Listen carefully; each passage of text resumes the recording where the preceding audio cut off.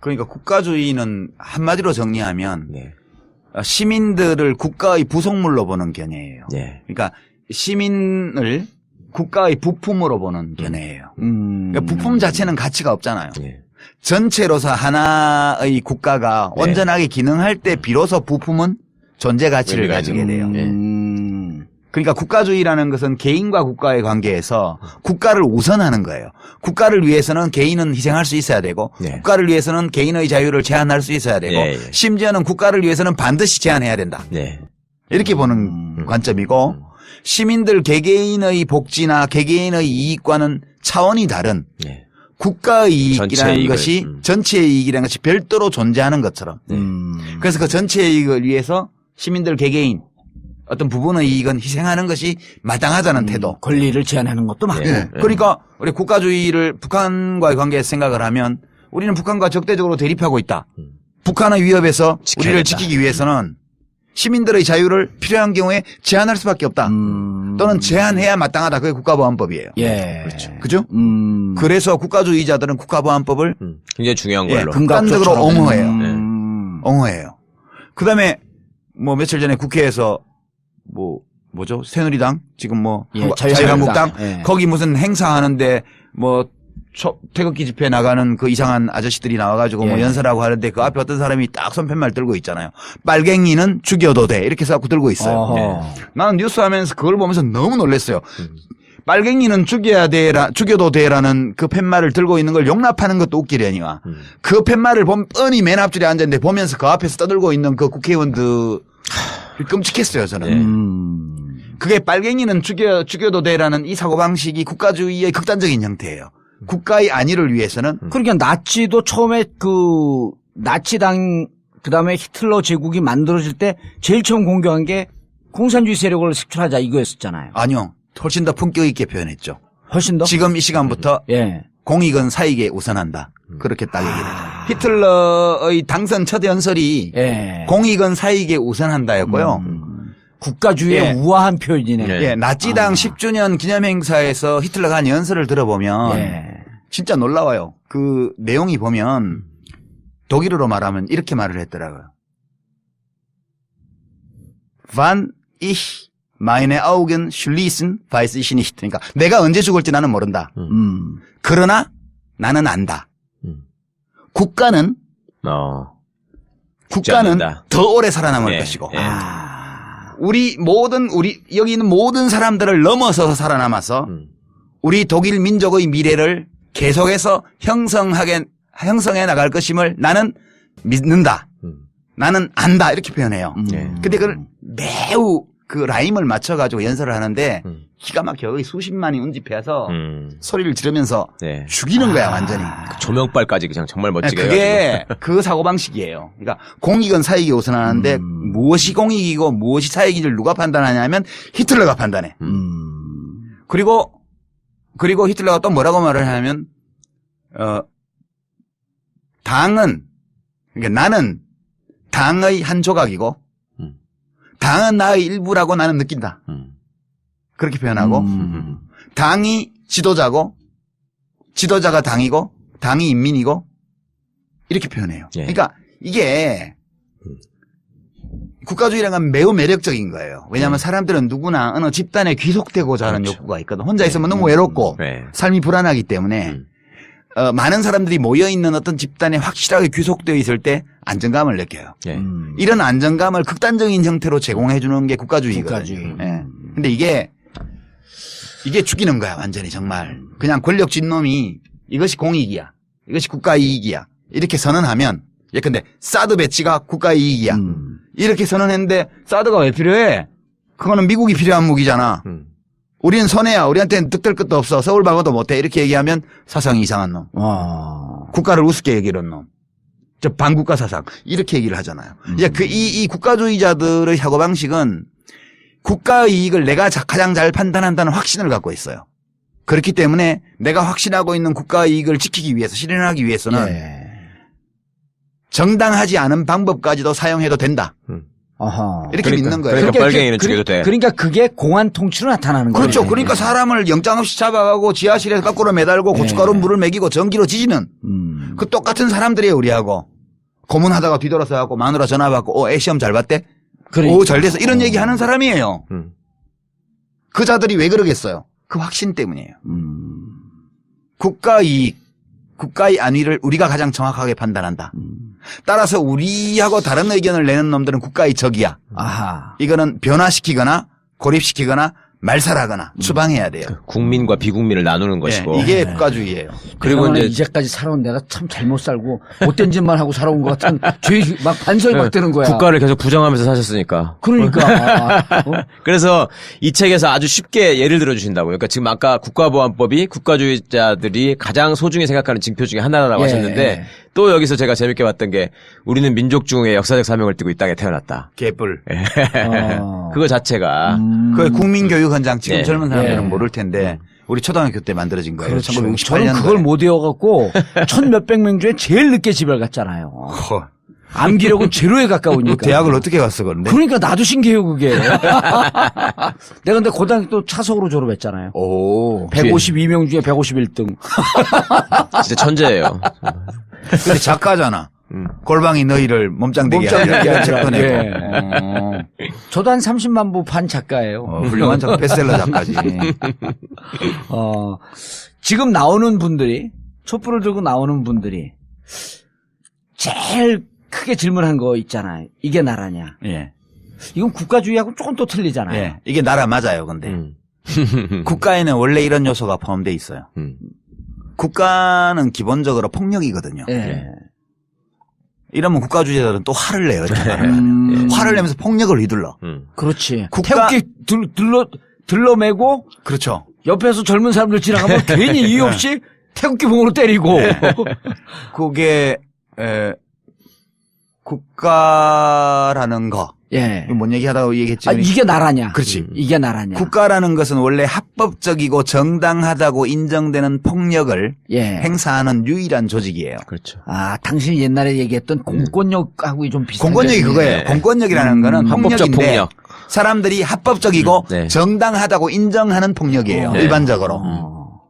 근데 이제 공권력이 더 이상 정당하지 않고 합법적이지 않다고 많은 대중이 확신하는 확신하면, 순간 네. 그럼 무너져요. 네. 그러니까 이게 국가 권력이라는 게 합법적 폭력을 독점하는 인간 조직이거든요. 그렇죠. 폭력을 독점해야 돼요. 예. 국가를 제외하고 누구도 폭력을 행사하면 안 되잖아. 음. 그래서 박정희가 쿠데타로 집권했을 때 맨 먼저 한 일이 뭐예요? 깡패 소탕. 그렇죠. 응. 깡패는 뭐냐? 국가와 경쟁하는 자야. 그러니까 사적- 또 다른 폭력이니까. 사적 폭력을 행사하는 자들이에요. 이 용납을 못해. 국가는 폭력을 독점해야 돼요.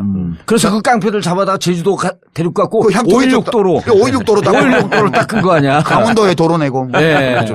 전두환도 똑같이 했잖아. 하자마자 삼천교육대 만들고. 전두환은 무슨 아. 폭력배로 입증된 사람만 아니고 길을 막고 그냥 문신 조만한 거 있으면 다 잡아다 삼천교육대 그러니까. 넣었다. 주로 했던 일이 도로공사예요. 삼천교육대가. 그러니까 그 증상은 이른바 성인 불량 서클을 소탕하려는 국가주의자들의 동기. 아. 이게 폭력을 나 혼자 가져야 돼. 딴 놈이 폭력을 가지는 건 절대 용납 못해. 그래서 이게 일반적으로 하는 거예요. 이게 독재 정권들이. 그다음에 두 그래서 번째는 지들 내부에도 그래서 조폭 룰이 있는 거예요. 그렇죠.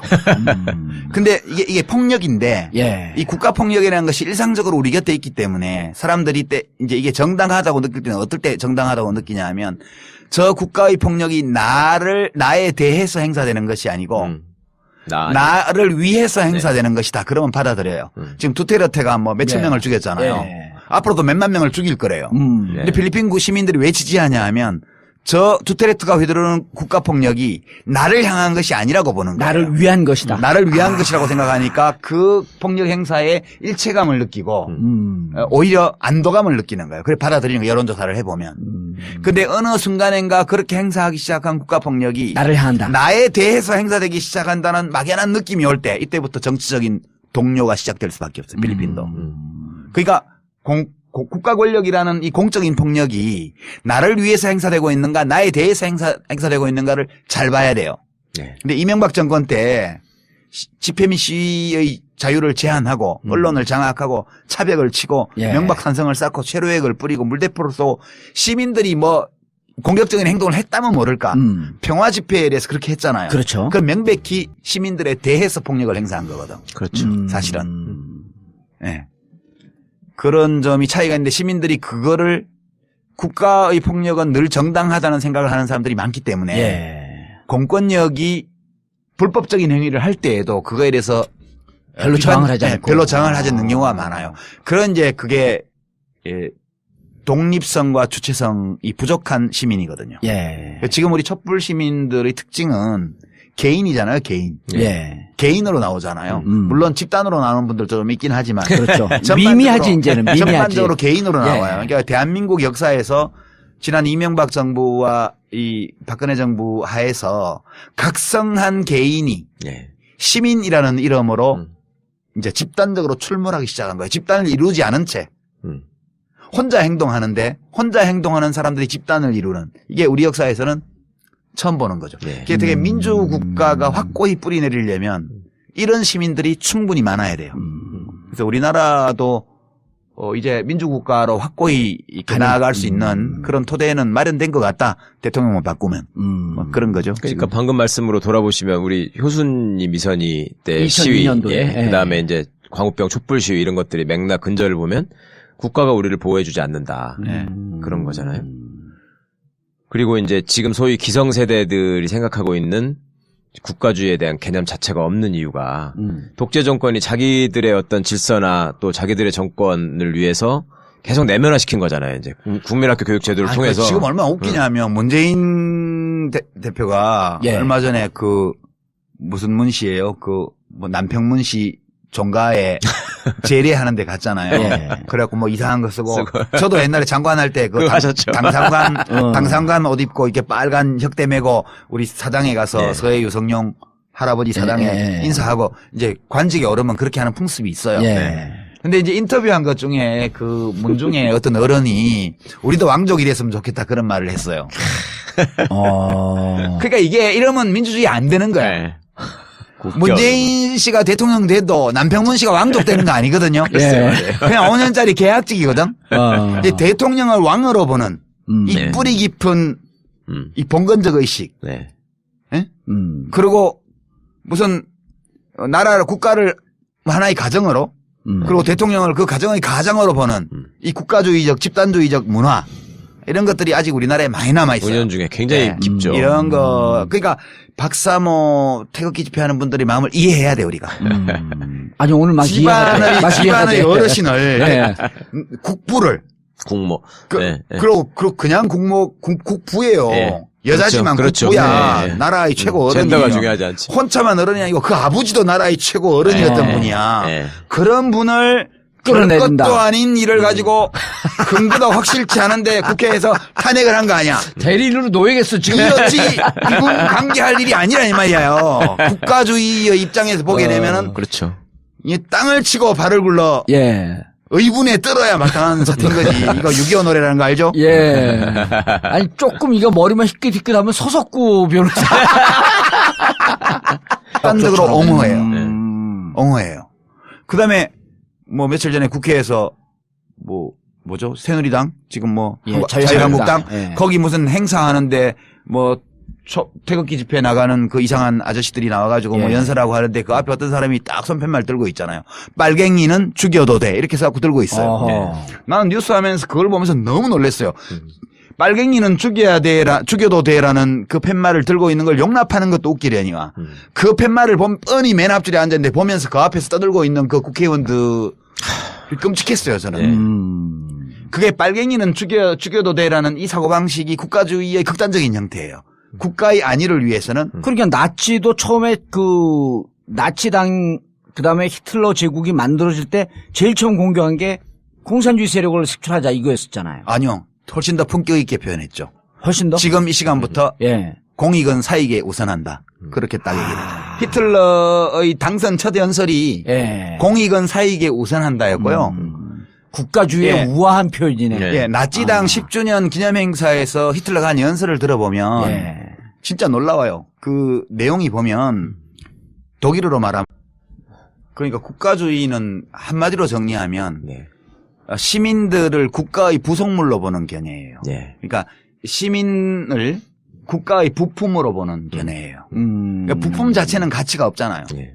전체로서 하나의 국가가 네. 온전하게 기능할 때 비로소 부품은 존재 가치를 의미가 가지게 있죠. 돼요. 예. 그러니까 국가주의라는 것은 개인과 국가의 관계에서 국가를 우선하는 거예요. 국가를 위해서는 개인은 희생할 수 있어야 되고 네. 국가를 위해서는 개인의 자유를 제한할 수 있어야 되고 예, 예. 심지어는 국가를 위해서는 반드시 제한해야 된다. 네. 이렇게 보는 관점이고 시민들 개개인의 복지나 개개인의 이익과는 차원이 다른 네. 국가의 전체 이익이라는 이익을, 것이 전체의 이익이라는 것이 별도로 존재하는 것처럼 그래서 그 전체의 이익을 위해서 시민들 개개인 어떤 부분의 이익은 희생하는 것이 마땅하다는 태도. 권리를 제한하는 것도 맞고. 예. 그러니까 우리 국가주의를 북한과의 관계에서 생각을 하면 우리는 북한과 적대적으로 대립하고 있다. 북한의 위협에서 지켜야 우리를 된다. 지키기 위해서는 시민들의 자유를 필요한 경우에 제한할 수밖에 없다. 또는 제한해야 마땅하다. 그게 국가보안법이에요. 예. 그렇죠. 그죠? 그래서 국가주의자들은 국가보안법을 굉장히 중요한 예, 걸로. 금감 잘 봤대? 그러니까. 오, 잘 돼서 이런 얘기 하는 사람이에요. 음. 그 자들이 왜 그러겠어요? 그 확신 때문이에요. 국가 이익, 국가의 안위를 우리가 가장 정확하게 판단한다.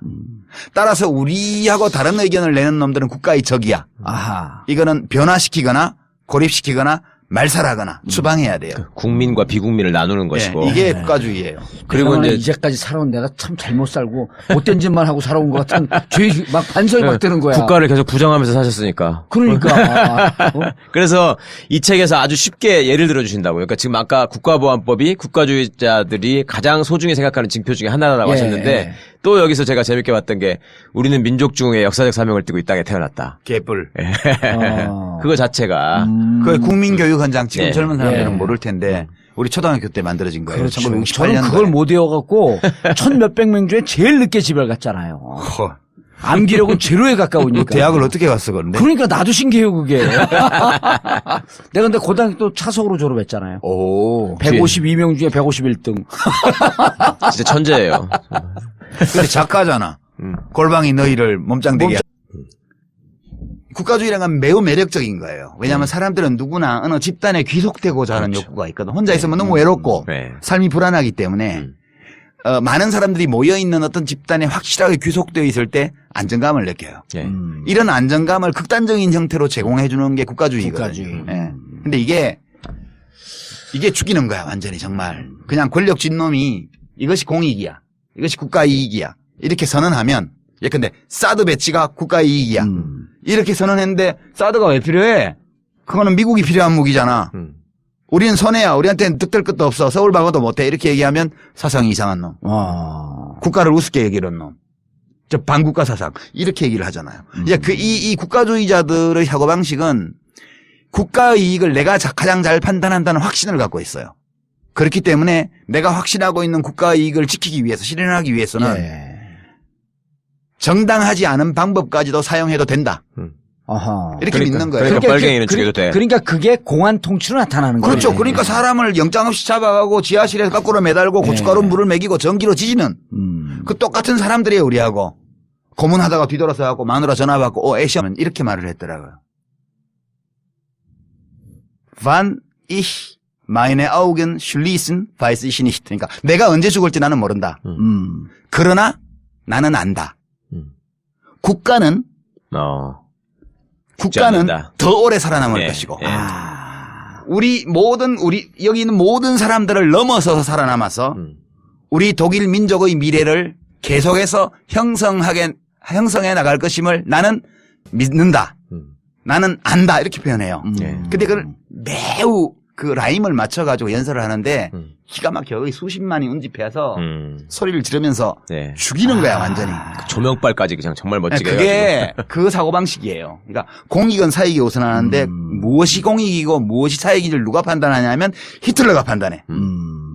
그리고 히틀러가 또 뭐라고 말을 하냐면 당은 그러니까 나는 당의 한 조각이고 당은 나의 일부라고 나는 느낀다.